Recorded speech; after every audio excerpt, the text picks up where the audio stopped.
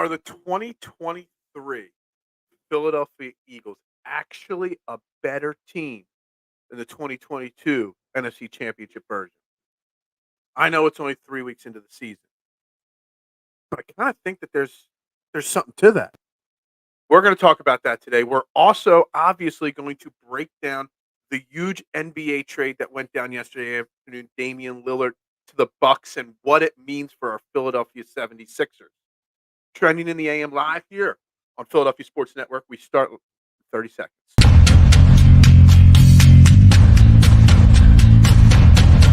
Fourth and goal.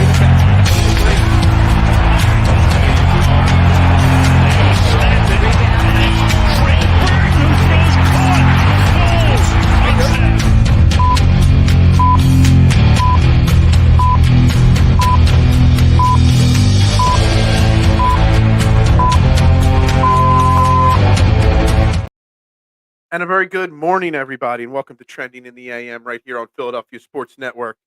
We're live, Facebook and YouTube. You know the drill. Hit that like button, hit that share button, hit that subscribe button. It doesn't cost a thing to promote and share this show out for me. This great community that we are building here at Trending in the AM. Uh, it's only grown with the work and help and effort of each and every one of you that watch this show. Again, I always say Training the Aim. It's the only show where your opinions actually matter. And if you're watching this show for the first time, you'll see that because this show is built around you, the listener, the comments of the listener, the ideas and thoughts of you. So that's what I want to say there. I am Phil Stiefel, your host, and we got lots to talk about today. Lots on the agenda. Obviously, you're 2 days left in the week as we start to get set for the Washington Commanders game on Sunday. We got Thursday night football, Green Bay, Detroit in Green Bay at Lambeau Field. And of course, yesterday, huge trade in the NBA. Dame Lillard is now a Milwaukee Buck and paired with Giannis Antetokounmpo. Lots to dive into today.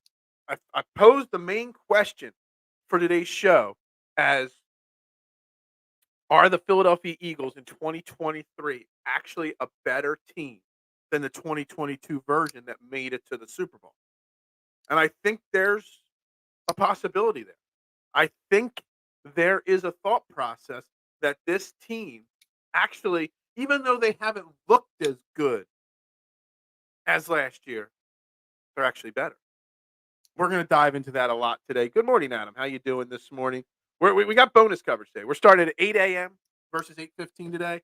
Since we've got so much NBA talk to get into today, and I didn't want to totally put the Eagles off to the side, had to go an extra 15 minutes today. So you could say Giannis, but not. I don't say it. I say Giannis.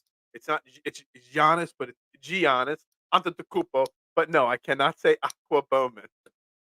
I can't even pronounce the mispronounced Aqua Bowman because it's Aqua Boneham. Is that what you typed up there? I don't know. Whatever you typed up there. I'm not even pronouncing what you put on there. Edge of Philly Sports. What is going on? I'm not sure who's in charge of the account this morning, but what is up? So let's. I don't know what you guys want to talk about today. I don't. If we want to talk the Eagles' main question, we can. If we want to do NBA, we can. We're going to do a special Phillies only show tonight, 7 p.m. Phillies playoff preview show. Myself and my main man, Mark Moschitelli, are going to go live at 7 tonight. So that's why it's great to turn the notifications on. You don't want to miss tonight. We're going to break down all things Phillies and the playoffs tonight. No Eagles, no Sixers, nothing else. Did you know the Flyers were actually playing? The other day, I went to ESPN.com. That's Al. Okay, what's up, Al? How you doing? Went to ESPN to check something in a box score from the Eagles game, and I noticed the Flyers were losing 6-0. I didn't even know Flyers camp opened yet because I'm so dead laser focused on the Eagles, Phillies, and Sixers. I didn't even know hockey started, but it did. It obviously did. And the Flyers are not looking too good, obviously, to start the season. Not at all. So there is that going on right now as well. With that all being said, let's dive into this NBA trade that the Milwaukee Bucks pulled off yesterday. shocking the NBA world, shocking the NBA universe, pulling off a trade for Dame Lillard. And I'm going to go over the trade real quick. This is good. You see, you didn't even have to pay for this bonus coverage, man, chatter. I gave you this bonus coverage for free. Did not charge a thing. The Flyers, we even got a Flyers comment. The Flyers played last night. They lost again. Look, it's going to be a long Flyer season. I think this might be the most I mentioned the Flyers on this show this year. Just going to say. Dame Lillard is not a winner, fam. Marshawn, hold that thought for just a few seconds. Because let me run down the trade for anybody watching that doesn't know the details of the trade. I want to run it down for you. And then we'll dive into this because I don't disagree with this totally. So the Milwaukee Bucks get Dame Lillard. The Phoenix Suns, as part of this 3-team trade, get Joseph Nurkic, Grayson Allen, Nasir Little, and Keon Johnson.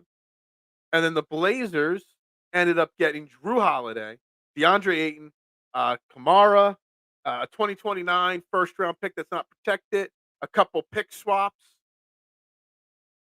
So let's think about this for a second. Dame Lillard, first and foremost, like we all know now, is a Milwaukee Buck. But there's a problem with that.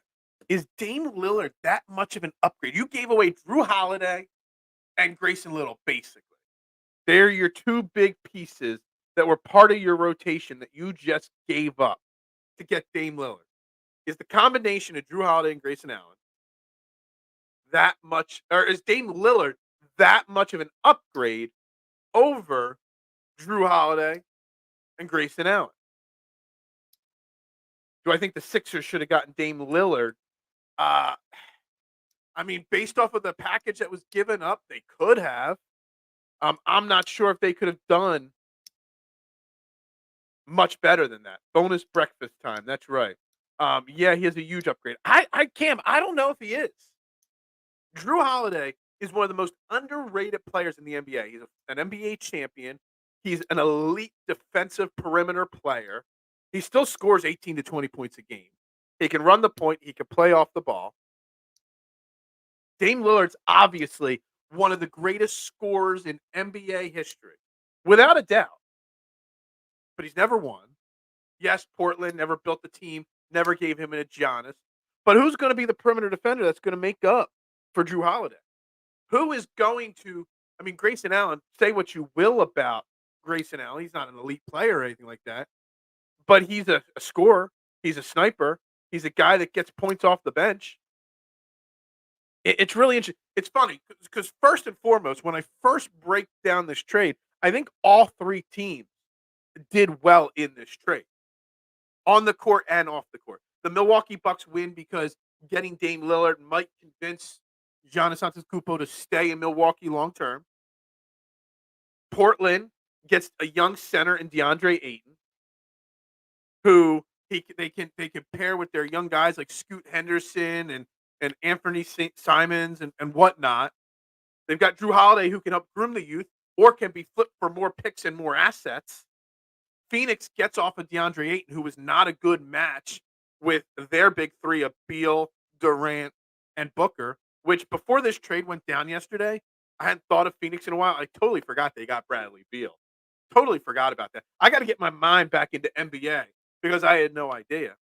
So all three, and Joseph Nurkic going there, and Grayson Allen, Nurkic is probably a better fit as a center than Ayton in Phoenix, and getting Grayson Allen to come off the bench there, that's a huge win for the Phoenix Suns. So technically speaking, all three teams involved won. Just I think Milwaukee might have won the least out of the three. But the real question is, not who won this trade. Hey, look, the Bucks, Giannis and Dame, they're going to get all the airtime now because you got two superstars, two top 75 players of all time on the same squad. But what does this do for the Sixers? Like, that's what I care about here, is how does this affect the Sixers? I would have traded Ben, Matisse, and picks for Dame 3 to 4 years ago. Absolutely. Absolutely. And Dame is not a winner. Dame has spent his entire career claiming he cared about Portland. Then he throws the stink up, only will play in Miami. gets traded to Milwaukee, is now happy. I don't know if Dame's this clutch, great player, but Dame's 33, 34, something like that. He gets injured a lot. Giannis gets injured a lot. I don't know if this is the perfect pair, perfect match in Milwaukee. And everyone's saying that the Eastern Conference now runs through Milwaukee. Well, it definitely doesn't run through Miami. But the question is, what do the Sixers do here? Does Dame going to Milwaukee speed up the James Harden trade process? Does Drew Holiday in Portland, do the Sixers go out and make a move for Drew Holiday? There's going to be a lot of people calling Portland for Drew Holiday. Daryl Morey, obviously one of them. Ramona Shelburne from ESPN, who obviously has some sort of connection with Morey or somebody in the Sixers front office because her information is always right when it comes out of Philly. She's got a really good source, obviously, there. Was the first person instantly, as soon as this trade got down, she instantly was tweeting out, yeah, the Sixers are going to be in play for Drew Holiday. Does this do that? Does Drew Holiday, swapping out James Harden for Drew Holiday, depending on what else you have to give up, if we can outbid anybody, does that change the Sixers a little bit in a positive way? Does all the teams, Miami missing out on Dame Lillard, Miami's they got to be so depressed in Miami right now. Jimmy Butler calling out the Bucks for tampering. I don't know if he was serious or not in his little Instagram video, but man, Miami's got to be depressed. Does Miami want James Harden then maybe? They need a point guard. Do the Clippers, do all the teams that wanted Dame Lillard now be like, all right, moves are starting. It's time to speed up. I said on Monday on Twitter, I said at least one of the three, Harden, Dame Lillard, and Zach LaVine would be traded by week's end. One's been done. I said maybe two. Does the Dame Lillard trade start speeding up? I mean, camp's open next week. October 1st is media availability for the Sixers camp, and Tuesday's the first practice next week. Does this change anything? We're going to find out. This is more like penalty coverage. Why? Because we're talking Sixers. I went extra time so that I could still give you plenty of Sixers coverage and Eagles. The Bucks struggled with half-court shot creation. Drew is great, but he can't get a bucket that often. Their offense, yes, it's going to improve their offense, Cam, but at what cost? Is it going to affect their defense? Are they now going to have to outscore everybody even more because they lose Drew Holiday's defense? Drew Holiday is also a really great person, so maybe I'm biased. Him and his wife have done so much good in the world. When baseball playoffs start next week, we're doing a playoff Phillies baseball special tonight, 9 p.m. or 7 p.m. Sorry, not 9, 7 p.m. Me and my main man, Mark Moschitelli. Milwaukee isn't even a city. Love it, K1. I think Giannis and Brook is enough to keep you good enough on defense. It's possible. It is very possible. You're right there. I'm just trying to look at it I'm not looking at it through Sixers blinders. I'm just looking at it as the team, and I'm a huge Drew Holiday fan as well. Phoenix got a bench, but for all the flack we get for missing on our picks, the Suns really passed on Luka and drafted 8. That's a great point, Marshawn. It's a great point. They've been chasing that ever since. Giannis Antetokounmpo. Dame's 33 and gets hurt a lot. Last year of his contract, he gets paid $60+ million. Again, he's old. He's injury prone at this point. Phil Show keep getting interrupted by Seth Curran. Get in the green commercial. I don't even know what that means. Need more coffee. Okay, hold on a second. There we go. I got more coffee in me. What do we got here? I think the hope is having Dame and Greek Freak on the same court, that offense output. I think also, Edge of Philly, I think the other part of it is that they hope that they could convince, because Antetokounmpo hasn't signed his long-term extension yet. And he's made it clear that he's not sure what he's going to do. I think they're hoping that it convinces him to stay long-term. Dude, they got the most unstoppable force going to the rim and the most deadly long sniper outside of Steph. How do you defend that at the same time? It's going to be tough. They're going to have to stay healthy, and they're going to have to work well together. I'm excited. I'm curious. Again, I don't think it's a bad trade for them.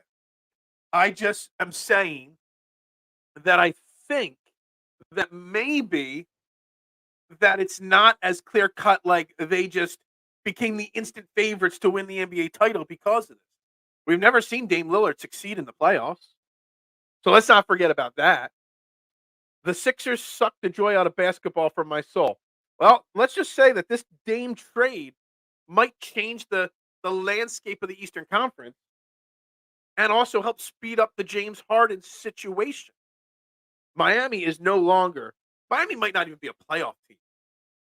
They probably will be, but they're not going to be a top 4 or 5 seed without a doubt. They lost Struss and Vincent, 2 starters. Hero's coming back from an injury. Jimmy Butler's 1 year older, 1 more year worn out. Miami's got to be kicking themselves. I would put the Sixers, the Bucks, Boston, Cleveland, maybe New York, maybe ahead of Miami now. It's really interesting how it changes the landscape of the NBA. I don't think Darryl trades for Drew unless he can get some more pieces or first round picks for Harden. See, I was thinking somewhere along the line of where maybe there's a 3-team trade that we get Drew Holiday in here. Maybe we make a trade straight up for Drew Holiday, maybe using Tobias Harris, and then we find another trade, to get rid of James Harden. I don't know. Only thing I could say, unless it's a 3-team deal, I don't think the Sixers can beat. There's going to be Miami's going to want Drew Holiday. The Clippers are going to want anybody that wants James Harden is going to want Drew Holiday, and everybody that wants James Harden is going to see that Drew Holiday's probably a better player at this point than him. Excuse me. So the James Harden, Drew Holiday. Now there's competition for James Harden in the sense that but you're not going to give me James Harden. I'll just get Drew Holiday. So Portland wins this trade once they find out what they get for Drew Holiday. I'm not going to give Phil a hard time for boring sports during bonus coverage. But once 8:15, it's 8:16 now. So now would be the normal time that football talk starts. I don't know if the Bucks are the best now, but I know the Sixers can't beat them. Yeah, at this moment they can't. While James Harden's out spending his time throwing parties. You guys see his parties? Got people at his party holding up signs saying Daryl Morey's a liar, holding up signs that I ain't pulling out. I mean, seriously.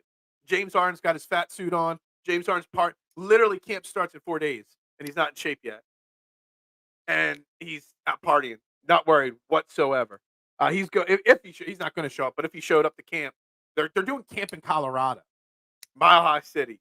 With the first 5 days to really get everybody's conditioning up to par. He is going to be sucking air if he showed up. Nick Nurse, defensive acumen will be tested all year, but I wouldn't put it past him to figure it out. Yeah, I mean, I'm really leaning into the 2019 Raptors that won the NBA Finals, and how he took a lot of unknowns and turned them into stars. I'm hoping someone like Nick Nurse can get Paul Reed, Jalen Springer, DeAnthony Melton, all these guys playing at an elite level and help take Tyrese Maxey to the next level, the superstar that I think he is. I think that's the X factor for the Sixers. Not what we get for James Harden or if we can get James Harden, out of here. Hell, I was listening to the radio yesterday. I was listening to, I don't know if it was NBA radio or ESPN radio on Sirius XM last night or yesterday afternoon when I was driving around to kind of get some information on this trade. And someone said, one of the hosts said, Joel Embiid should be sitting everybody down and be like, yo, you're not getting traded. We're not going to trade you. Let's get on the same page. If James Harden would come and just be who he was last year, that alone, we're right there with the Bucks and the Celtics again. But James Harden is such a freaking psychopath. Tell OKC and Paul George that Dame hasn't been good in the playoffs. All right, so he had one good series, one good game, where he hit that game-winning shot in what was it, the first or second round? I think it was the first round. I don't think Dame's ever gotten out of the second round. Joel hasn't gotten out of the second round. Neither has Dame. So Joel really has to pack his balls every game. Yeah, Joel. Right now, this is the Joel Embiid Tyrese Maxey show right now. James Harden isn't showing up. Let's be honest here. Does he really have his fat suit on? I stopped paying attention. Dude, there's a couple clips of him at his party. Go look at the video from his party. It was circulating yesterday. It's pathetic, man. I mean, he doesn't look in shape. He's worried about partying. He's worried about making sure he's telling people at his party. I'm sure those people did not show up at his party with signs saying Daryl Morey's a liar. I'm sure they were handed out by his people. It's just not a good look, man. Not at all. Sixers have the deepest bench in the NBA until Morey packages a bunch of players in a hard trade for an impact player. I don't know about the deepest bench in the NBA. I still don't even know who's starting at this point Who's starting in place of James Harden? Pat Beverly? I don't know. Maybe. Is DeAnthony Melton going to start? I don't know. Oubre off the bench is really nice. Is PJ Tucker starting or Paul Reed? I don't know. I'm really curious to see if we don't trade James Harden anytime soon, what happens. Then there's still the Zach LaVine rumors that are going to float around. Whether Zach LaVine will come to Philly either, maybe, who knows. Real quick, let's reset real quick. We're at 8:20 now. We're 20 minutes into this show. We've only got 8 likes on YouTube, only 2 on Facebook. Make sure you hit that like button. Likes equal views. Likes help the algorithm. It's free to do it. Hit that like button. Hit that share button. We're talking Sixers right now. We're going to get into the main question of the day here very shortly. Are the 2023 Eagles better than the 2022 championship version? We're going to get into that very shortly. But we're recapping this big NBA news from yesterday and how it affects the Sixers. I did not see PJ Tucker in the video. I wouldn't be surprised. It was a professionally edited video. So maybe PJ Tucker said, yeah, keep my face out of it, man. But he might have been there. Joel Embiid wasn't there. He would stick out like a sore thumb. This is why I appreciate the Eagles. They aren't a shit show. This is a great thing right here. K1. And it's almost like a partial transition into the Eagles talk. Just think about, Joel Embiid, not James Harden, is the face of the Sixers. James Harden has a lot of drama, obviously. But the face of the Sixers, Joel Embiid, versus the face of the Phillies. Yeah, you can throw the Phillies in it. The face of the Phillies, Bryce Harper. The face of the Eagles, Jalen Hurts. The Sixers are a shit show, plain and simple. The image, the public perception of the Sixers could not be any lower right now for the Philadelphia fan base. Like, it's drama on top of drama, and not just James Harden drama. There has been Joel Embiid drama throughout his entire career here in Philadelphia. Ben Simmons drama. It's literally drama after drama after drama after drama. And I don't know. I don't know what's happening here. I don't know what the cure to the drama is. But I've said this before with other football teams and other football team drama, how happy I am to have Jalen Hurts leading our Eagles. Just in Philadelphia, though, I'm so glad that the difference between Jalen Hurts and Bryce Harper, comparing them to Joel Embiid and James Harden, it's night and day. Night and day. And on top of that, it just makes you appreciate them so much more. Zach LaVine would keep parish with these Bucks. Yeah, I don't know how I feel about Zach LaVine, Marshawn. I don't. I know Zach LaVine's a really damn good player, and having Zach LaVine happy in Philly is better than grumpy James Harden in Philly. I just don't know if Zach LaVine is as elite as people put him. He's a great player. He's an all-star level player. But I don't know if he's elite. I don't know. And I don't even know how he would compliment Joel Embiid. I know he shoots more now than he did early in his career. But isn't he more like a slasher and get to the rim type of guy? Draw fouls, get to the free throw line. I know he shoots a decent shot from outside. I'm not sure how his defense really is. I don't know. I still prefer Drew Holiday over LaVine and James Harden at this point. The Daryl Morey signs were hilarious.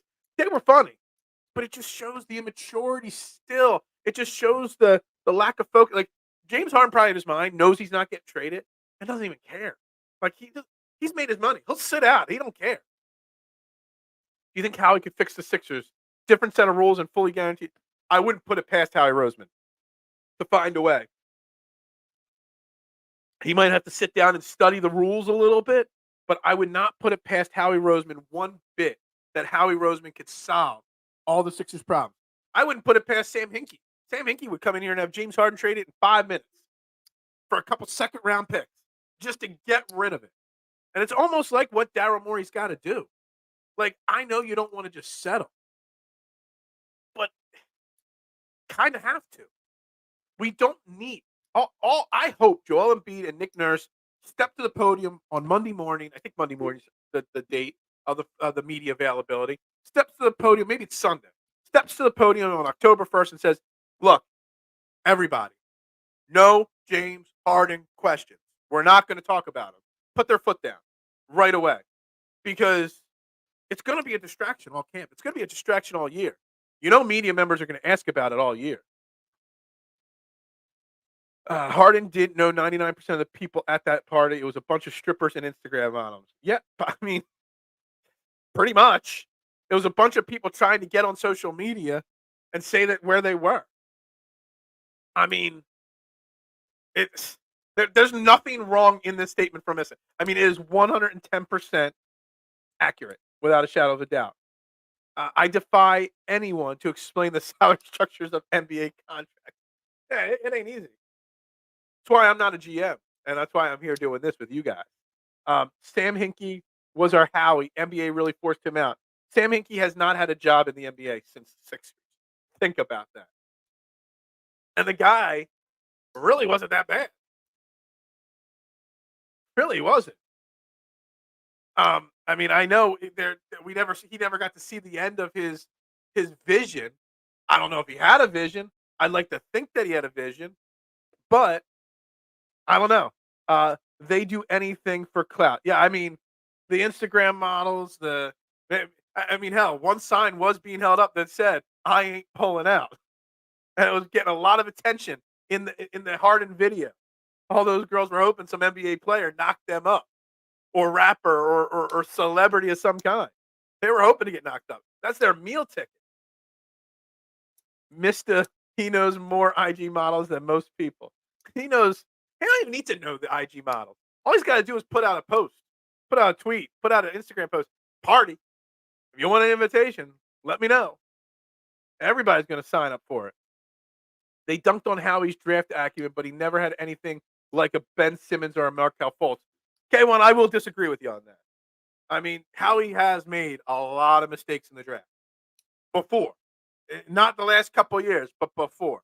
I mean, Jalen Reagor, that wasn't a very smart one. Who was that defensive end? He ended up coming out with a story that he had a lot of depression. Marcus Smith or something like that. That was bad. Was Howie Roseman the GM that drafted the firefighter? There have been a lot of bad first-round picks from the Eagles over the years, for sure. So I don't want to just say that Howie Roseman never had a Ben Simmons or Markelle Fultz, because both those players are still. I mean, Ben Simmons is a dope, but when healthy, he's still a solid NBA player. Markelle Fultz is slowly forming into a solid NBA player. Hell, I would take both Ben Simmons and Markelle Fultz back in a James Harden trade right now. I really would. They wouldn't make us any worse. They might make us better. Sam was the Sixers' savior. He would have traded Ben after his rookie year for a ransom. Yeah, he chose Ben Simmons and Brett Brown over a lot of people. Lost, lest we forget. I mean, Jalen Reagor is all we need to do. Jalen Reagor over Justin Jefferson. But without messing up see, here's the thing with the Eagles. If Howie doesn't mess up the Jalen Reagor trade, we don't have A.J. Brown, Devontae Smith. Because if we get Justin Jefferson, the Eagles don't slip and don't have to kind of refresh. Doug Peterson, Carson Wentz might still be here. His mistake on Jalen Reagor kind of turned us into what we are now, which is the Jalen Hurts, Nick Sirianni show, which is going to potentially turn into a dynasty in the NFL. So we might, people might forget about the Jalen Reagor mistake, but the Jalen Reagor mistake actually put us in position to be the team we are now. We don't have A.J. Brown, Devontae Smith, Jalen Hurts, Nick Sirianni, if Howie Roseman doesn't. So maybe Howie Roseman purposely made that mistake just so he can start the turnaround. Maybe he saw into the future. Maybe he's got a DeLorean. Reagor he was a first-round pick. He was a first-round pick, K1, with Justin Jefferson going the exact next pick. When a lot of people, me included, said Justin Jefferson needed to be the pick. James Harden's a strip club Hall of Famer. He's got his jersey hanging in strip clubs. Legit, no lie. There are strip clubs, especially in Houston, that have his jersey hanging in the rafters because of it. I mean, it's that big of a deal.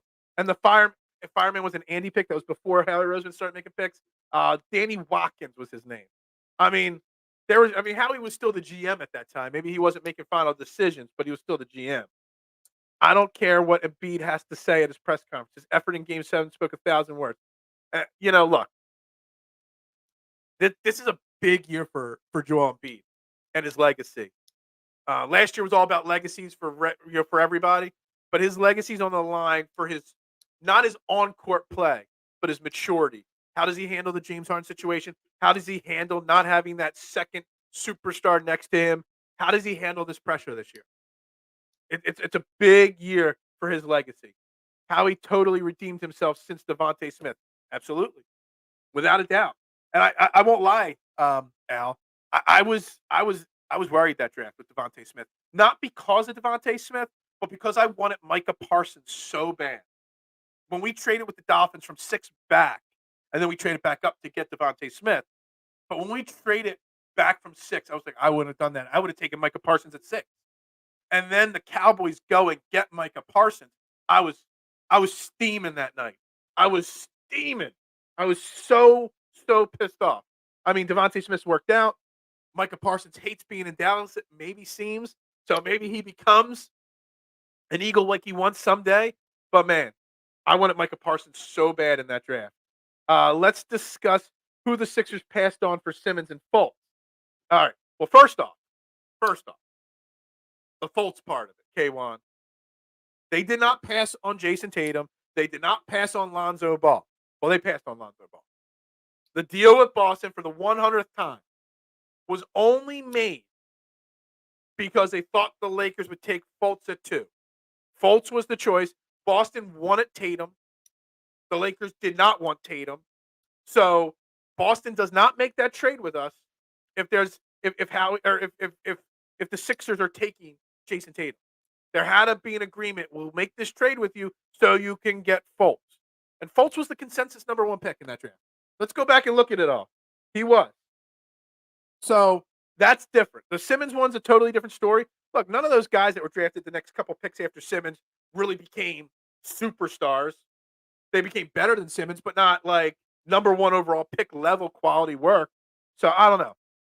I mean, technically Carson had 1 good year and he paid himself that money after he was a damaged good. Yeah. I mean, Carson, if he had Justin Jefferson, might have lasted longer. I don't know. I think they had a transition and scramble after Wentz. Did a heck of a job. They did a heck of a job. But maybe if Jalen Reagor wasn't the pick there, maybe we're not where we are now. With a team in 2023. Let's transition. We're getting off the basketball a little bit. We're getting into football. Maybe we'll swing back to basketball more later in the show. It's 8:30 now. We got about an hour left in the show. Make sure you hit that like button. We're up to 10 likes on YouTube. Still only 2 on Facebook. That this 2023 team is actually better than last year's championship version. And I know it sounds crazy because this team hasn't performed at a top-notch level yet. But I actually think this team's deeper, stronger, and better this year than it was last year. James Harden and PJ Tucker have built a pimpin' dynasty in Houston. Look, can't hate the player. I mean, they're living their best life. He's just a basketball player. When he plays in my city, or he's scheduled to play in my city, I just want him to actually want to be here, or I want him to just move on. Judlin said half those IG models are young enough to be Harden's grandchildren with his old ass. That's funny. I hope not. It's easy if you try. I would rather have Myles Garrett over Micah. Age-wise, I don't think so. I was a huge Micah Parsons fan, man. I really was. I remember when I was with my first network, we had what's his name? Washington linebacker, played for Penn State. LeVar Arrington. We had him on my podcast. Back then, we're talking that draft. And we asked him about Micah Parsons. And he said he was Ray Lewis with more speed. That was his comparison. That's how he said it. A more athletic version of Ray Lewis. And LeVar Arrington was very, very high. And once I listened to LeVar Arrington talk about him, I was like, damn, get this guy in Philly. And I was high on him to begin with. That made me even higher on him. I was like, damn, let's get this guy. So I would not take Myles Garrett over Micah long term at this point. Short term, sure. Maybe this year, maybe. But we'll see. But anyway, why is this Eagles team actually better than last year? How did I come to this idea that this team is better? It doesn't mean that we're going to end with better results. It doesn't even mean we're going to make the Super Bowl. But I think this team, as constituted right now, is more set up for long-term success. Everyone thinks it's an old veteran-laden team. If you think about it, it really isn't. How many guys are really at the downward turn or back end of their career? Two of our offensive linemen, we've done a lot of work to draft replacements for.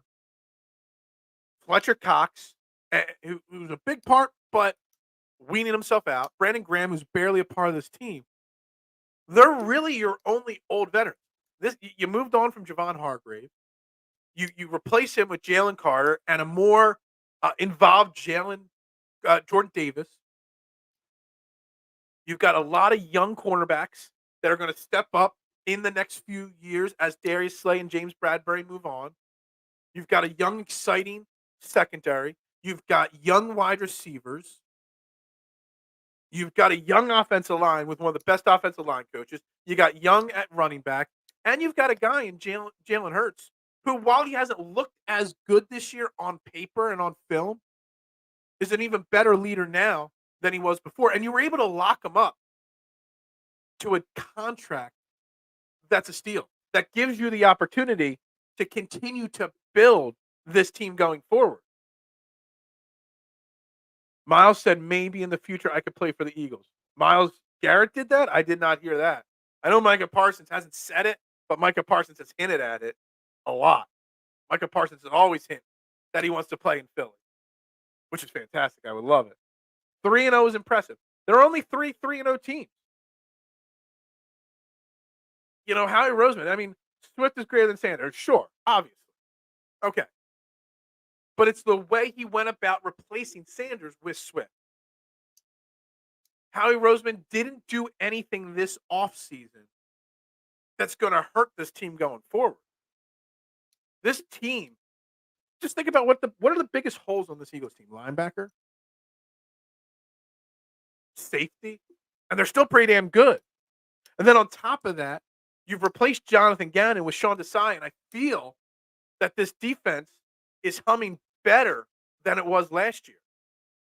Brian Johnson, there's still some rocky road, some learning curve that's going on with the offense, but we're still winning games.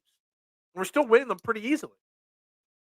I think the Eagles' defense is more talented than last year. The offense goes as far as Jalen will lead the team.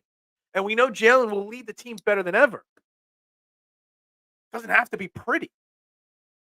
And speaking of Jalen Hurts, I want to get off subject again. And I'm so sick and tired of talking about it. But I got to bring it up again. Hold on. Let's see here. Fam, he said it in his joint practice when speaking about the Eagles. Okay, gotcha. I must have missed that one. When Kobe comes back, we won't be wringing our hands about linebackers. Look, Morrow's played fantastic at linebacker since Nakobe Dean's gone down.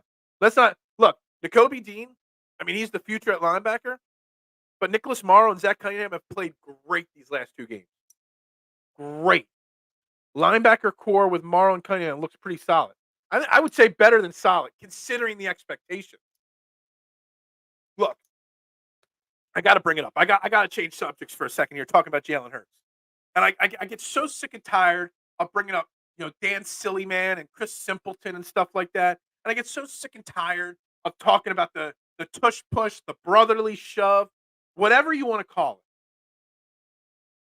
But man, Chris Simpleton, Chris, whatever the hell you want to call him, comes out yesterday on that show. And I'm sure you guys know what I'm talking about. I'm sure you guys saw it. Chris Sims comes out there and flat out says that if I was a defensive coordinator, I'd tell my team to go head hunting the quarterback on the tush push. Are we kidding? Is this what we've come to? You've been so wrong so many times. You've doubled down so many times that now you're going to go, I tell them to go kill the quarterback. Oh, I don't mean kill physically, just head hunt. Does he not remember Bountygate? Doesn't he remember being a quarterback? Like, seriously, you're so frustrated with how wrong you are about Jalen Hurts that now we're resorting to telling people that you would tell your players to go headhunting? Like, seriously. And if you watch the clip of the video when he's saying it, and I don't even know who the dude is sitting next to him, the host of the show, he's just got this look on his face like, is this guy really saying this? Am I really on the air with this guy right now? Like, everybody does clickbait media, whatever.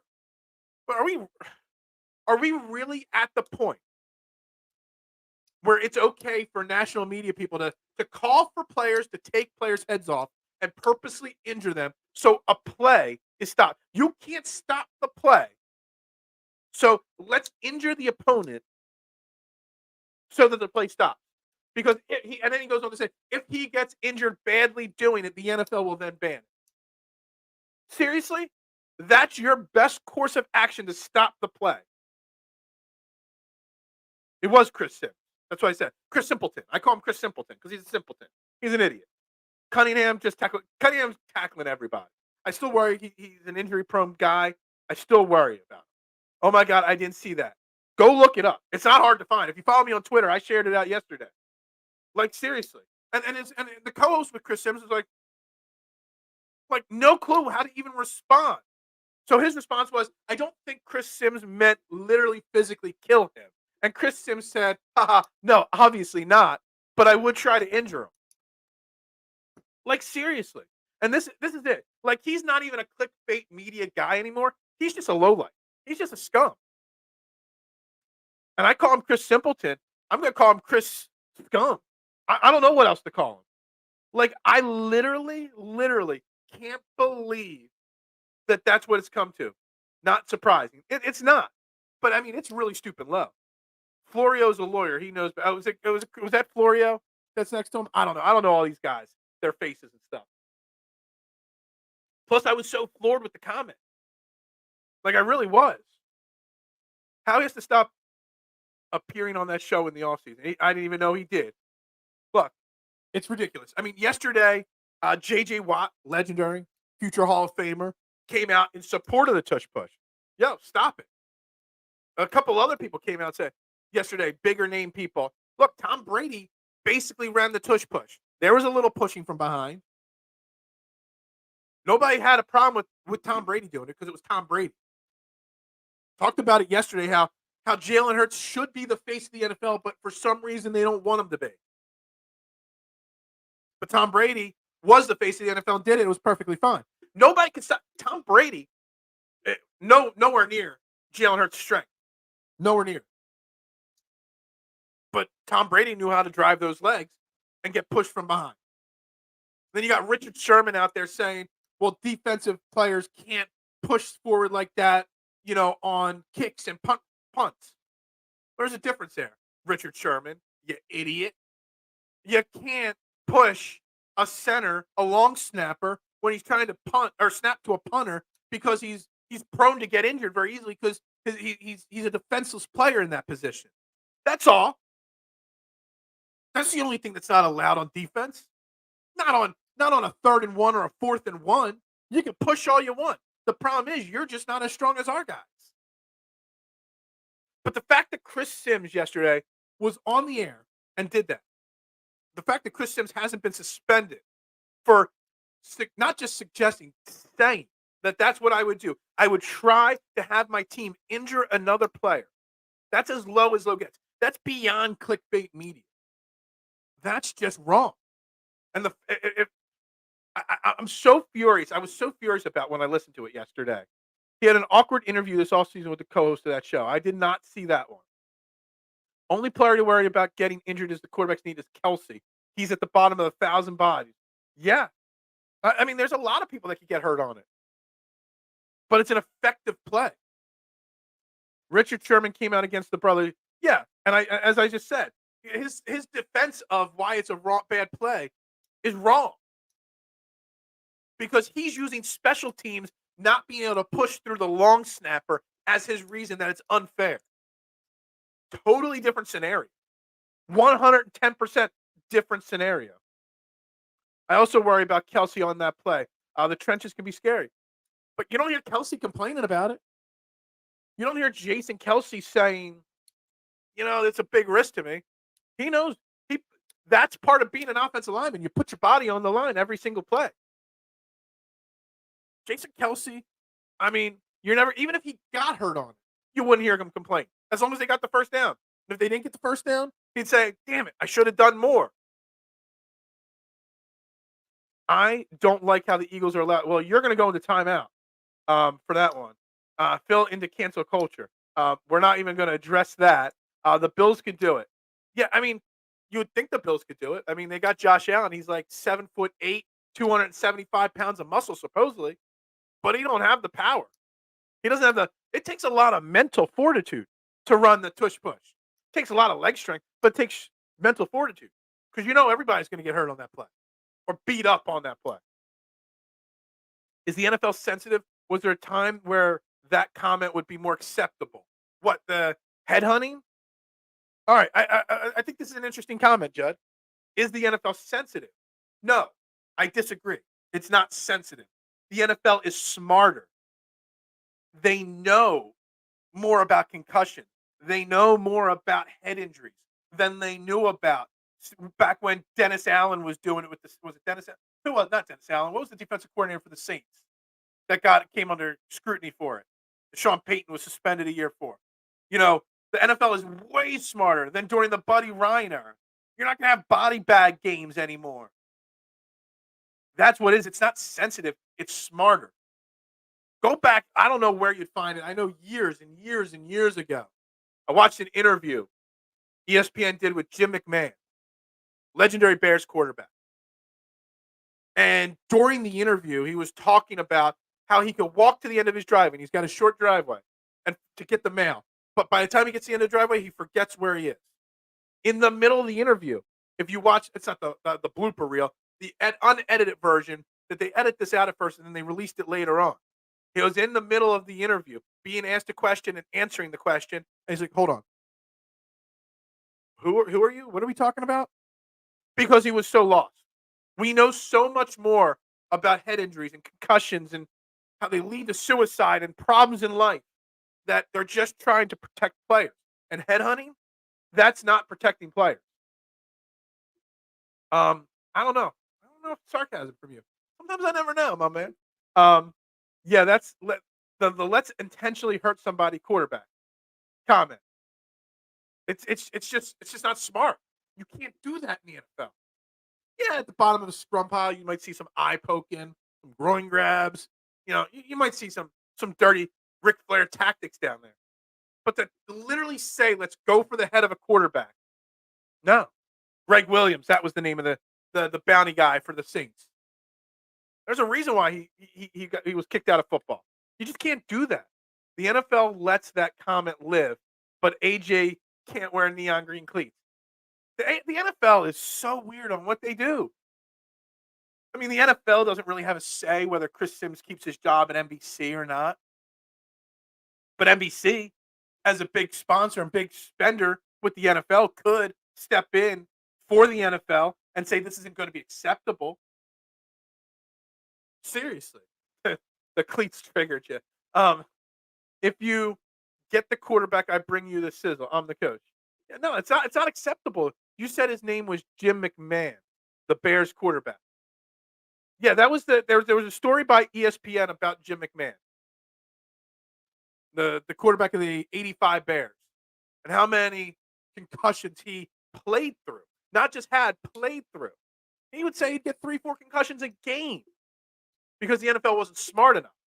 It wasn't as soft as it is today. And that's the thing. It's not that it's a soft NFL. It's a smarter NFL.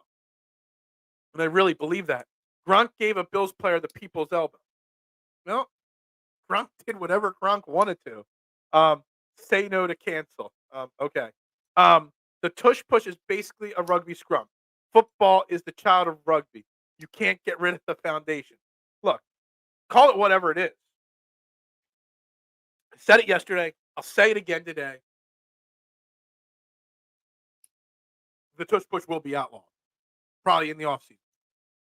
Not because it's a rugby scrum. Not because it's dangerous. Because it's not aesthetically pleasing.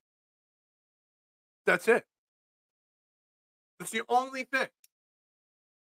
That's the only reason why it'll get outlawed. Is because of that. If it was more entertaining, if a team, which is so funny because, again, like I said, Tom Brady did something almost exactly similar throughout his career. Extremely successful. All it takes is you figuring out how to stop it. Gonna do my Googles on that. Yeah, I mean, this interview was years ago. I've been doing podcasting for 3 years. I've been talking about it being an old interview for 3 years. So it's not. I mean, it's gonna be hard to find. But he just talks about the what his life is like because of the concussion. It's tough. It's tough to hear. Yeah, McMahon played a few. I thought it was just one. Um, but yeah, he did come to Philly in the early '90s or early mid '90s. Like what was it, like 92, 93? Now I'm curious when Jim McMahon was in Philly. I got to look it up. I really was so excited when he came to Philly just because he was a cool dude. Growing up in the late '80s, who didn't want to be like Jim McMahon? Cool with the sunglasses, just let's see. He played. He did play a lot longer. He did play 3 years, 90, 91, and 92. He was a backup in 90. Started 12 games or 11 games in 91 and one game in 92. Then he went to Minnesota. And he played a lot of teams late in his career. Arizona, Green Bay. He really did bounce around a lot late in his career. Um, kind of surprised. He's a Jersey City guy too. Didn't know that about him.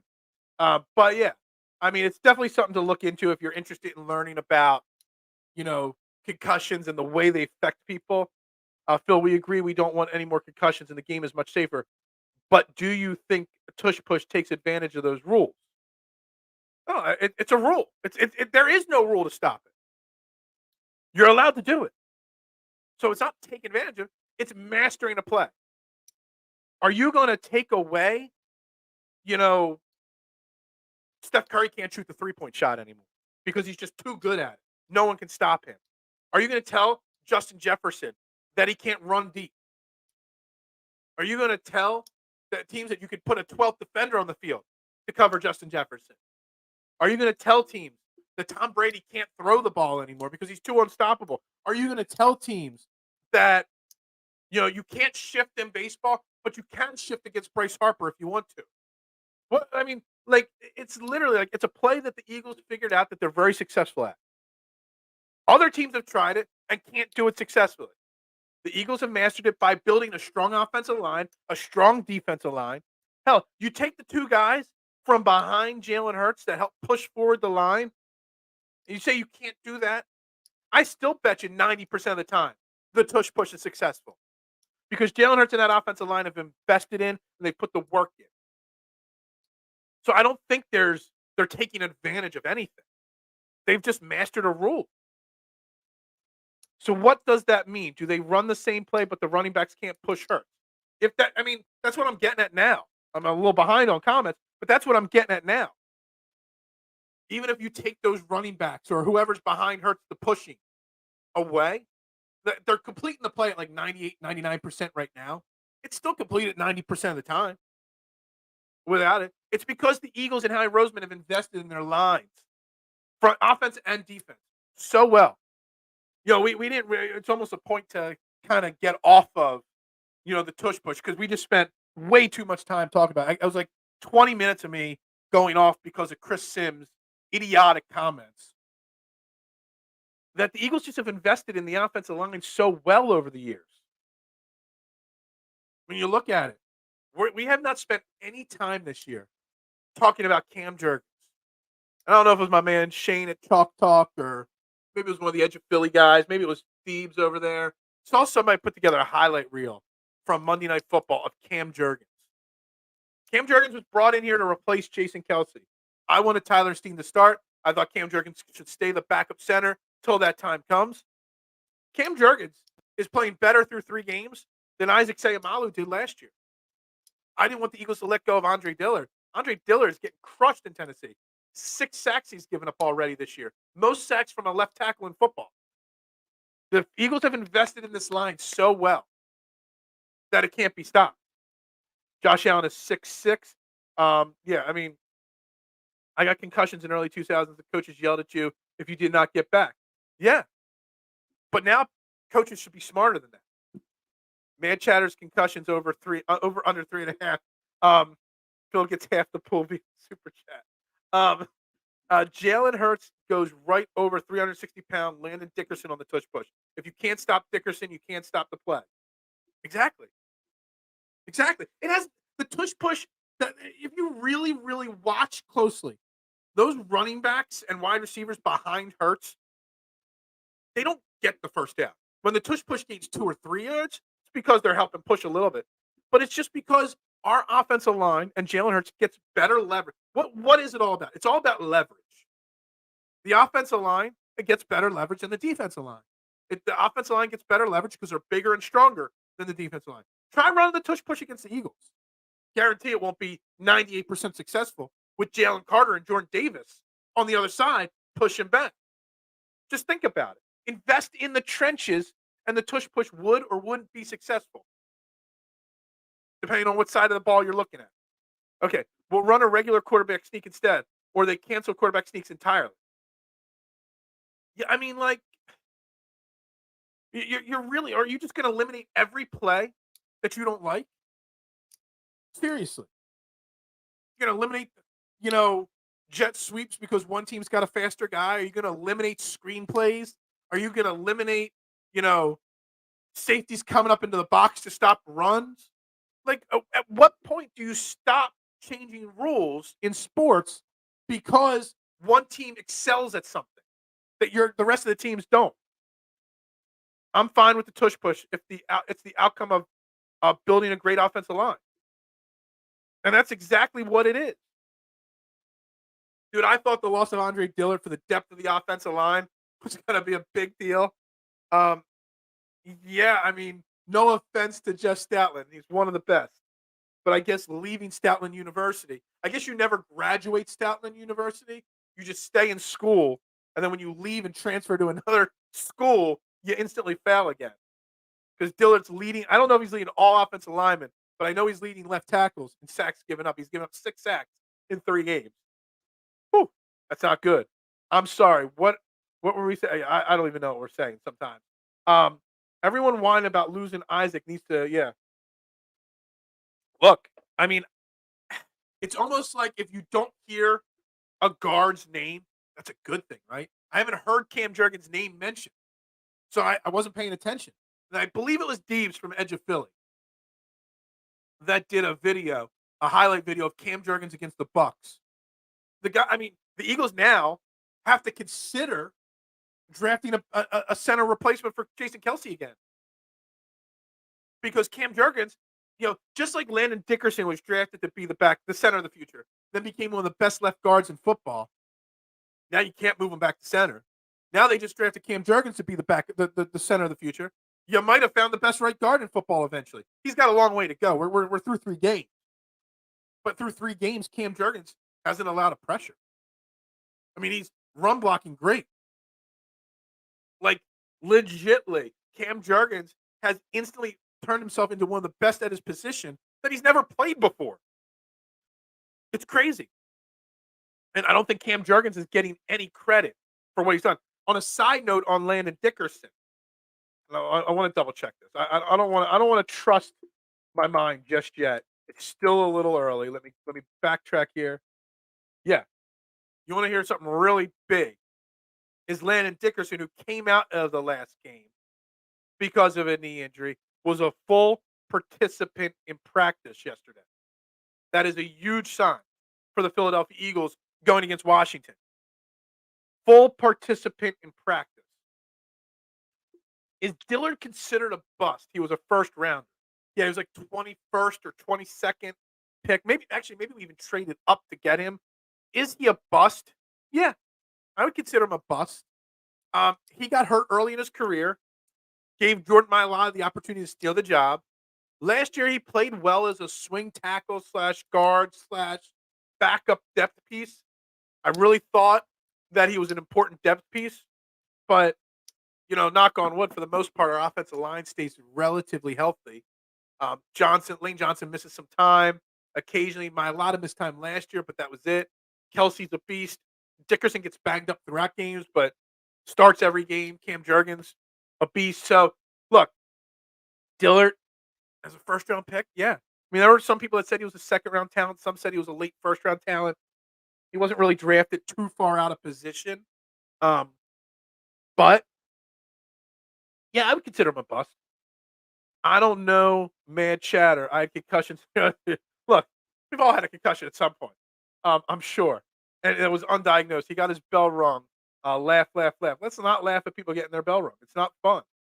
Brotherly shove really tilting our boy this morning. It's not. It's the reaction of Chris Sims.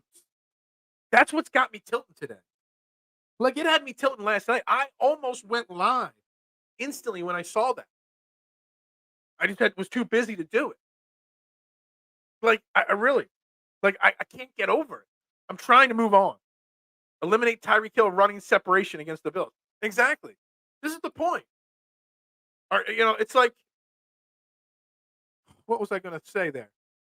I was going to say something about one of the sports that they changed the football or the baseball or the basketball, the weight of it or something. Didn't they change like the weight of a baseball recently or something like that? I don't know. Some sport changed something with one of their balls. I don't know. And because they want the games to be more entertaining for the casuals. They want the games to have higher scoring on all sports. And the tush push is just not aesthetically pleasing. That's all it is. But Chris Sims making the statements he made just really annoyed me. His credits didn't transfer from Stoutland U. He did not. The grade point average did not. I love how perfectly Eagles roster is built. And this is why the question of the day, are the Eagles better this year than last year? Maybe I should have said, could the Eagles be better this year? Because we're only 3 weeks in. But the roster is so well built. And it's not even completed. Because the trade deadline is still weeks away. And you know how he's going to make a move. How he always goes all in when you got a chance. And he will. Just keep drafting Kelsey replacements. They turn into all pro guards. I mean, seriously. I mean, that's not a stretch of something to say. 9 o'clock, guys. 9:02, actually, to be exact. We are watching Trending in the AM right here on Philadelphia Sports Network. We're live, Facebook, YouTube. We got 13 likes on YouTube, 3 on Facebook. It's free. Free to hit that like button. I greatly appreciate it. We've been bouncing between 16 and 25 people watching live. So make sure you hit that like button. Helps get the algorithm up, helps get more people in. If you're watching on replay, I will see it. So make sure you drop your comments on replay as well. I am Phil Stiefel. Let's continue on. K1, yes. K1 spitting facts. I'm fired up over it. But I'm fired up over the Chris Sims part of it. That's it. I wasn't going to talk. We talked tush push yesterday, brotherly shove yesterday. Wasn't going to talk about it today. Wasn't. But then the Chris Sims thing came up, and I'm like, seriously, I'm forgetting stuff. I'm always forgetting stuff. That's what I do. Taylor Swift I'm going to try to, look, Taylor Swift is going to be at the Sunday Night Football game. They're already predicting record ratings at the Sunday Night Football game for TV because of Taylor Swift. The Taylor Swift effect, it gets annoying, without a doubt. Sure. But I guess we kind of got to get over it for now because it ain't going away anytime soon. How many fingers do I see? I don't know. I'm not sure. Maybe it's from my concussions. I don't know. I know of one concussion that I had when I got hit in the face with a baseball. Broke my orbital in 4 spots. Was not pleasant. In Andre Dillard's defense, only a couple offensive tackles can stop Myles Garrett. He's probably the best defensive end in football right now. Fair point. Fair point. Without a doubt. That is a very fair point. She drank out of the can, the drink. Someone get it from the oh my God. Stop. Look, the Taylor Swift stuff, it's fun. It's bringing, look, Travis Kelce's jersey has gone up 400% in sales. Sunday Night Football's pregame show, which talked about it, had the highest ratings ever. I bet you Sunday Night Football Chiefs game. I don't even know who the Chiefs are playing this week. I haven't even looked at the board this week. I don't even know who they're playing. But it's going to get the highest rating. Not because the Chiefs are playing, but because that Taylor Swift is going to be in attendance. You got Lions Packers tonight. I want to talk about that for a minute. But Chiefs, they're playing the Jets in New York. Okay, gotcha. Well, that should be an easy Chiefs win. Chiefs win. They're almost 10-point favorites in that game. Where's the Eagles line at this week against Washington? 8-point line. Eagles are favored by 8 against Washington. That's interesting. Tonight, anybody interested in tonight's game? Lions Packers, 2 NFC North teams, both 2-1. Packers coming off a really nice win. Jordan Love looked really good late in the game. I always say that the home team has a massive advantage on Thursday night football.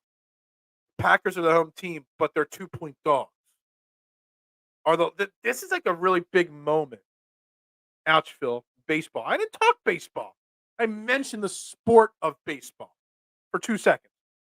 And again, make sure you tune in tonight, 7 p.m. All Phillies. Trending in the AM goes PM with a Philadelphia Phillies playoff preview. Don't forget it. Wait, what is today? Today's Thursday. Thursday night football. Tomorrow, we'll be doing our official Eagles Washington Commanders preview show for week 4.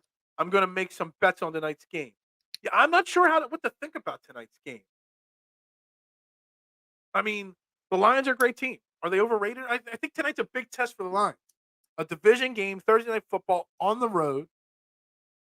The Packers have like a really good emotional comeback win last week. It is a key thing. Like the Lions with Pack without Aaron Jones. Is Aaron Jones officially ruled out? That's what I'm not sure of. I haven't looked at those kind of things. I haven't looked at the injury reports. I guess if I click on this here on ESPN, maybe it'll tell me if he's ruled out. They got a big injury list. Let's see, full injury report here. That's all the teams. I don't want all the teams. Green Bay Packers. Aaron Jones is listed as questionable for tonight. Right now, he's still got the questionable tag. I like Taylor Swift's music. She got a few jams. Maybe Kelsey listens to her music to get pumped up pregame. Maybe. Doing now today. Dang, yeah. I thought yesterday was Thursday. Honestly, I was at work and I thought, why aren't we prepping more food? Because it's Thursday. We always prep the most on Thursday for Fridays. But I didn't realize it wasn't Friday yet or Thursday yet. But that's just what happened. I lose track of time. The Lions, it's a big moment tonight for the Lions. Are they the real deal? The Packers are a good team. They're not great.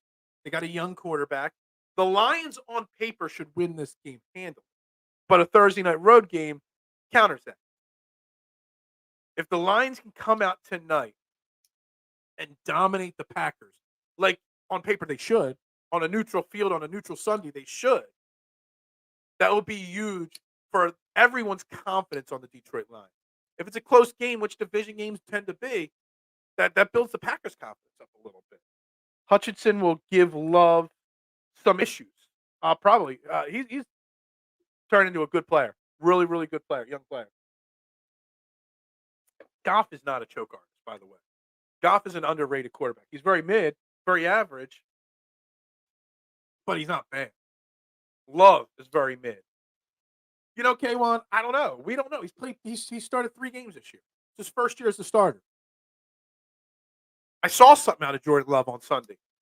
I know, when Derek Carr went down and Jameis Winston came in, the Saints kind of lost their sails. But they were down 17-0 in that game, and they marched their way back. Jordan Love showed me a little bit of never give up mentality there. And I like that. I like that. So I don't know how I predict this game. I guess I predict Detroit will win. It's only, what did I say, a 2-point line? So I guess that tells me give me Lions by 3 or 4 tonight.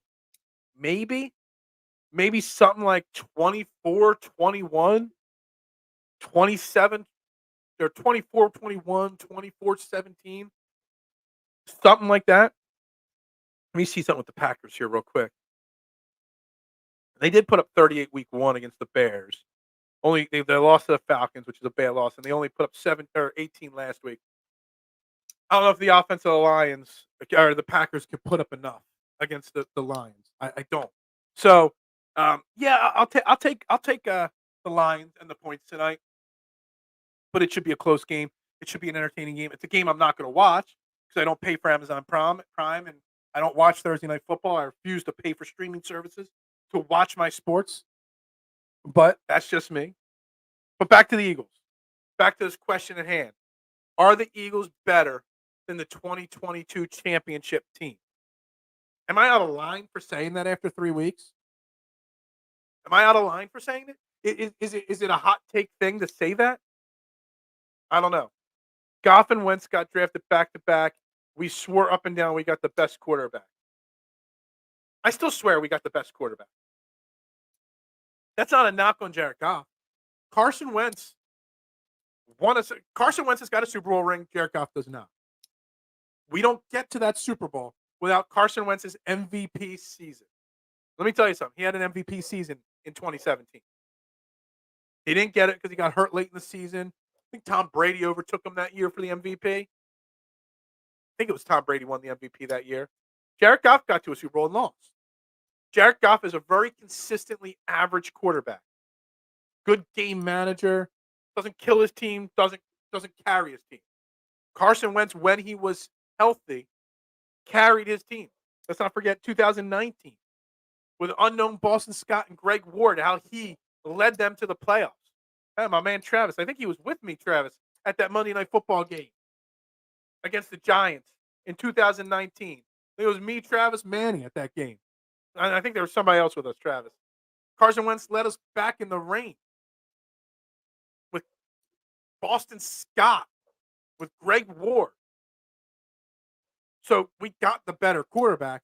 Problem is the injuries caught up to Carson Wentz. The Jadeveon Clowney hit ruined Carson Wentz. But that's all it is. Good points in your face. Look, I'm not rubbing nothing in anybody's face. I'm not dunking on anybody. What the hell is going on with this show? How's there only 9 people watching the show? I came on early. We're talking Eagles. We moved on from basketball talk. We're staying away from football talk or baseball talk, and nobody's watching anymore. What are you guys doing? Did everybody go away? Did I offend everybody with my tush push talk? Brady 2017. I thought so. Mr. wasn't owned. Well, let's go back to Mrs. Comment. Goff and Wentz got drafted. We swore up and down we got the better quarterback. I say Wentz was the better quarterback because he got us that Super Bowl. But Goff has had the longer career. Goff has stayed more consistent longer. There's some truth to it. I'm just going to lean into my Wentz's elite hashtag I used to use in 18 and 19. There was no doubt in my mind that Carson Wentz was an elite quarterback at one point. Jared Goff was never elite. Jared Goff was good. Jared Goff had Cooper Kupp. Jared Goff had Sean McVay. Jared Goff stayed even. Carson Wentz peaked and then fell off a cliff and came right down. There's a big difference. Maybe you canceled everyone who said something dumb like Sims. Maybe that's the problem. I muted and blocked too many people. Goff will be in the league for another decade. Wentz is NFL bound. Exactly. And that's the thing. What do you want as your quarterback? Do you want a consistent average guy? Or do you want to take that chance with the peak and then the valley? I would take Jalen Hurts over both because he's got the peak and he's going to stay at the peak for a long time, barring something crazy. Is Carson Wentz going to play in the NFL? Man, if the Jets go out and sign Trevor Siemian over Carson Wentz, there's a chance, no, he is not going to play in the NFL this year. I really thought a team would bring him in. I really did. But I don't know. If he hasn't gotten signed yet, how does he? Like, how does Carson Wentz feel right now? Like, in his mind, mentally, where is he at? Like, he thinks he could probably still play. And honestly, with the Colts 2 years ago, he wasn't even that bad with the Colts 2 years ago. He just had one really bad game at the end of the season. That was it. It was the last game of the season, I think, and it cost them the playoffs. But otherwise, Carson Wentz had a solid season that year. He had only 7 interceptions that year. Last year with Washington, but Washington was a train wreck anyway. All the Sims bots swarmed in and then left. Yeah, they report at my show. I've been getting a lot of reports. YouTube keeps limiting the show's revenue stream. And I have to always request reviews, and I win the reviews. But, man, something's up with the YouTube revenue stream. I must offend a lot of people that report me. Probably some of the Core 12 report me on a daily basis to YouTube. I'm not sure. Wentz is that bad in locker room? Yeah, there's that too. What does bringing Carson Wentz and his baggage to a locker room, if he's got some? Wentz has failed on 4 different franchises. Did he fail, really? Did he fail in Philly? He failed in 2020, yeah. but he didn't fail his entire time here. Did he really fail in Indy? I don't think so. He did okay. Washington was a big failure, but Washington was a train wreck. So I don't know, was he a failure or just the injuries caught up to him? You know what? Carson Wentz would be a good fit for the Jets right now? I mean, do I think? Yeah, I think he should be playing for the Jets right now. He should be. Or Matt Ryan. Like, no offense to Zach Wilson.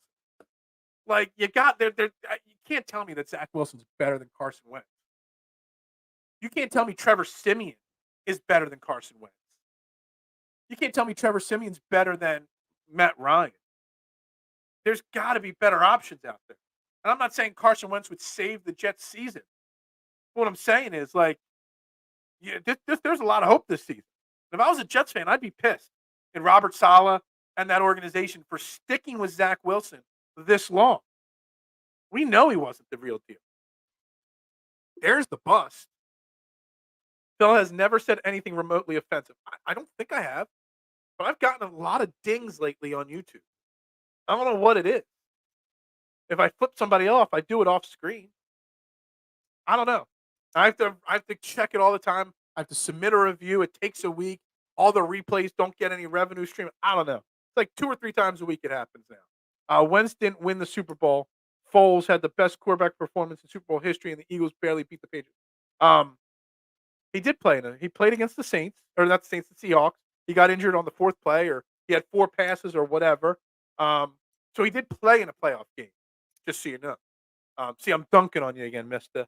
You know, that's what I do. I dunk on you all the time now. But we don't get to that Super Bowl without Carson Wentz. I don't know why we still have to have that conversation. Wentz's mechanics and mind were disaster. Definitely the mind. The mechanics after his mind was a mess always. But his mechanics, yeah, that clowny hit. I mean, if you go back and you look it up, there are stories about, you know, when you have a really bad concussion, you just sporadically break out into tears for no reason. Supposedly, he was a sobbing maniac in the locker room a few hours after that concussion, which just tells me how bad that concussion was. And the fact that it wasn't flagged, the fact that he did not get fined for that hit, still irks me to this day. That's it. Yeah, Harden reported my beard. That's what it is. Phil skipped the NSFL comment. I didn't even see it. I miss comments, man. There's a lot of comments. I mean, we only got 158 comments today, but I get between 150 and 250 comments a show. They get missed. Phil offended Spring League reported. Yeah, exactly. We're at 9:17. We got about 12 minutes left in the show, guys. Let's make sure we keep hitting that share button, keep hitting that like button. I greatly appreciate it.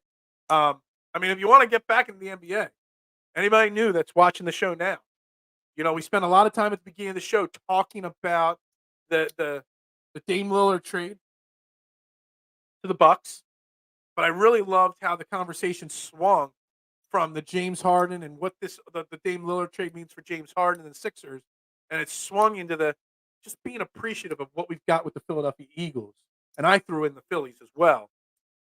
This Philadelphia Phillies team is really special, I think, and we're going to get into that tonight, 7 p.m. live. Me and Mark Moscatelli doing a Phillies preview show, but we're really blessed in Philly with as much drama as we got with the Sixers.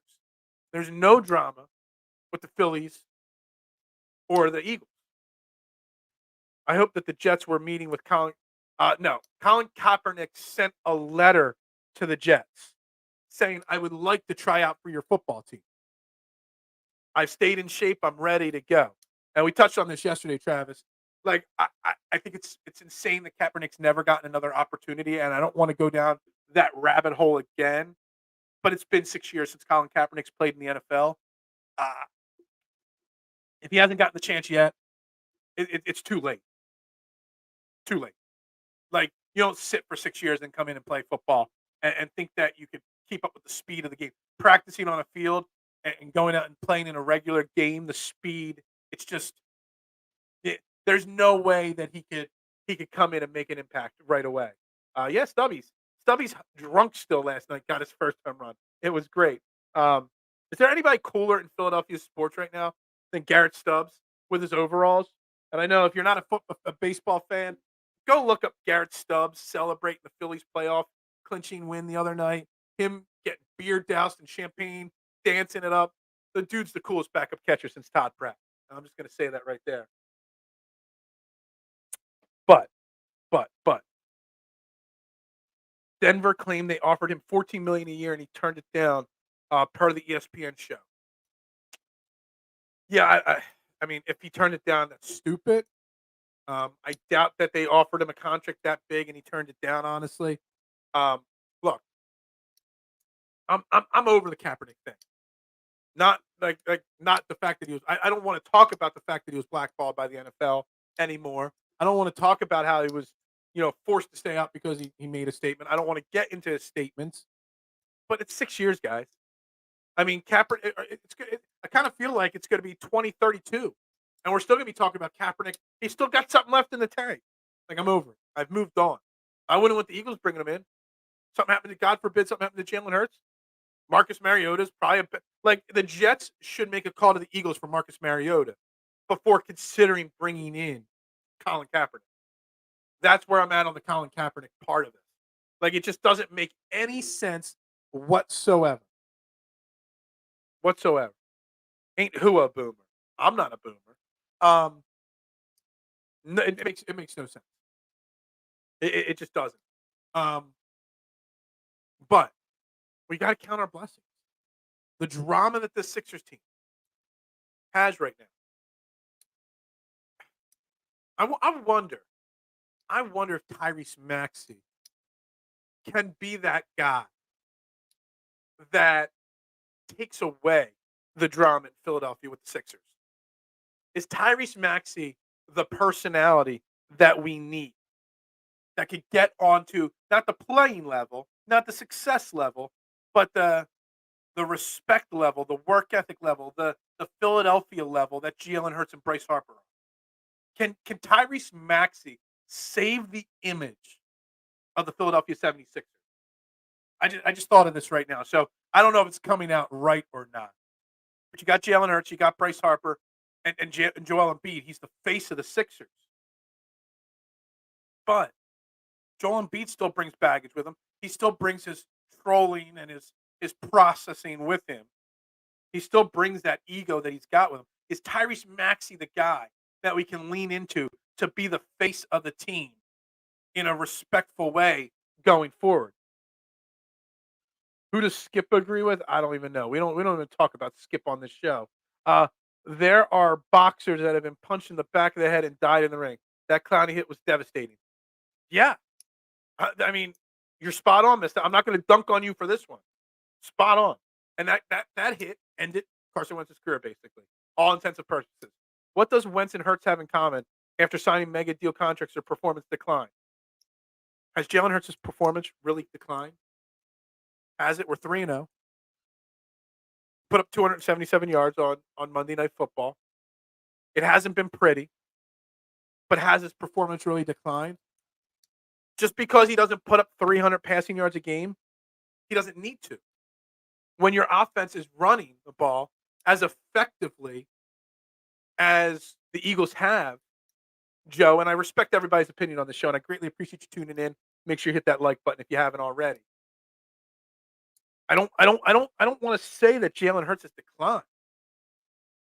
He's thrown a few more interceptions I'd like to see. That's the only thing that's different than last year. But when you're rushing for 170, 180 yards a game behind DeAndre Swift, Kenneth Gainwell, Boston Scott in week 2, you don't need to throw the ball. So if DeAndre Swift wasn't as effective the last 2 weeks, maybe you see those 300-yard passing games from Jalen Hurts.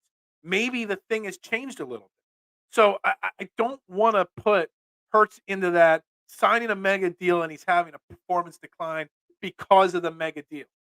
Defense have adjusted the way they stop him. It's been 3 weeks. He's already starting to figure out a way to beat the defense's adjustments. We're running the ball super effectively, and we're 3-0. Carson Wentz's decline wasn't because of the big contract. It was because of the Jadeveon Clowney hit. I firmly believe that if Jadeveon Clowney does not hit Carson Wentz there, we don't ever even draft Jalen Hurts. Because Carson Wentz leads that team to victory over Seattle in 2019 playoffs. And then who knows what happens from there. I appreciate your opinion. I appreciate your comment. I just strongly disagree with it. The Sixers need one of those tall Serbian dudes. Yeah, I mean, I still love. We didn't talk much basketball in the offseason. Did anybody see the video of uh, uh, the Joker home in Serbia riding his bike to a horse race and just putting his bike on the side of a staircase like he was in some like no craps given. Him and I think it was Aaron Gordon was with him in the video, just chilling like a regular Joe Schmo, while James Harden's out there with 600 Instagram models hanging up signs of Daryl Morey's a liar. Big difference. Stephen A. Smith, whatever. Hurts will be better. Hurts has not been bad. So if Morey wouldn't trade Maxey for Dame, then why trade for another star that will take shots from Maxey? Well, I'm not saying we need to trade for a star, so to say. You got to trade James Harden, and you got to find a fair return for James Harden. If it's Zach LaVine, if it's it's a package of role players, I don't know. This is a big year for Maxey. It's like a transition year for the Sixers to an extent. But if Maxey takes the next jump that I think he can take under Nick Nurse, then it'll be interesting to see. All right, we're going to start the wrap-up process here. It's 9:27. Only a couple minutes left in the show. As we got to say, I got to remind everybody again, tonight, 7 p.m., myself and Mark Moschitelli, Phillies playoff preview show. No Sixers, no football. It's just going to be straight baseball talk tonight at 7 p.m. So if you hit that little bell next to the subscribe button, it turns notifications on. You won't miss a minute when I go live. You don't want to miss that. Tomorrow's show, 8:15, it's going to be all Eagles versus Washington. We're going to be breaking down the game, keys to victory, matchups to watch out for, final score predictions. We're going to go through the whole NFL slate as we do every single Friday, picking every game. So you don't want to miss that either. But what I need, guys, I need you guys to hit that like button. I need you guys to hit that share button every day, every show. Trending the AM is trending upward. But the only way it gets to the top is with the work and effort of you guys sharing it out, like Adam does. Adam is my man. He shares out every show multiple times a day. I love Adam for that. I do. I greatly appreciate him for that. But everybody have a great day. I've got to go to work, unfortunately. Can't stay any longer. Gotta make the money. But everybody have a great Thursday. See you tonight for the Phillies preview playoff show at 7 o'clock. And guys, let's go Birds!